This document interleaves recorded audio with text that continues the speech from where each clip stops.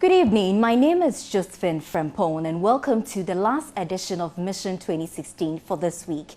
Tonight, we'll focus on social inclusion and effective participation of persons with disability in elections. Now the details. Some persons with disability in Setra from Plains District have called for transparency in the disbursements of their 2% share of the District Assembly Common Fund. Catherine Frimpoma has the details. About 2.1% of the district's total population has one form of disability or the other. The types of disability in the district include sight, hearing, speech, physical, intellect and emotion. 53.6% of the disabled population has never been to school. As for the disability, nobody jokes about it in this assembly. Once the person qualifies, we make sure if it's into trading, we give them the full support. If it's into education, constantly we pay their fees for them. If you go to our new building that we are doing now, we make sure everything that we are building is disability friendly. Amoa is physically challenged, but to him that cannot be an obstacle to earning a decent living. He has invested the stipend received from the Disability Fund to set up this fuel business from which he feeds and supports his family. I started life as a cobbler. From that, I gathered funds to start this business before funding from the assembly came. Amoa's story is an exception. Other persons with disability have a different story to narrate. This household has two persons with disability, Nsia and Sapoma. 90-year-old Mr. Nsia is a retired road engineer and has been in the condition for the past 5 years, but says he has never received any support from the assembly. Sapoma does not receive it either. I attend their meetings, but when it comes to disbursements, I am not called. All attempts to get some support to start a trade has not been successful. Sapoma thinks they are recognized when their votes are being sought. I will not vote because I have not benefited from any politician. Recent revelations by the committee showed officials at some district assemblies misuse funds meant for disabled people for other things, including funerals.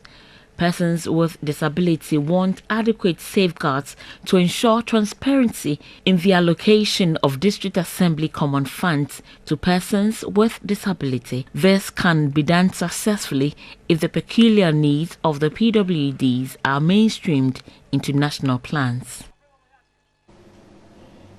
Now, political parties use a range of tools, including manifestos and mass media, to connect with electorates. But are these tailored to meet the needs of persons with disability?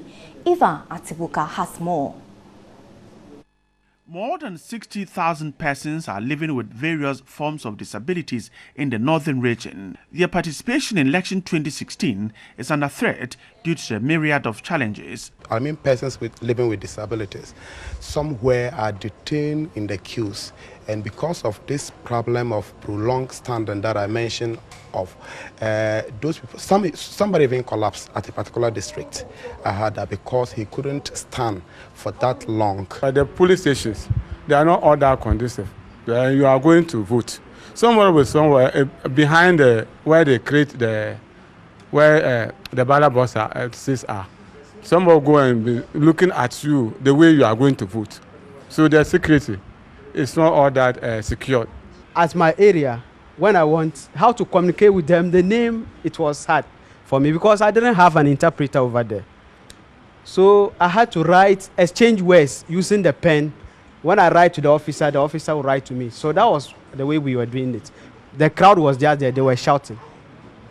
You are wasting our time, but she has to do that because she has no interpreter. People are there in the communities. They didn't train them how to vote. So when the voting date comes, even though the EC is already make provision for total distance for them, but not all our members who know all these things. Some persons with disabilities say it is difficult to access campaign messages of political parties.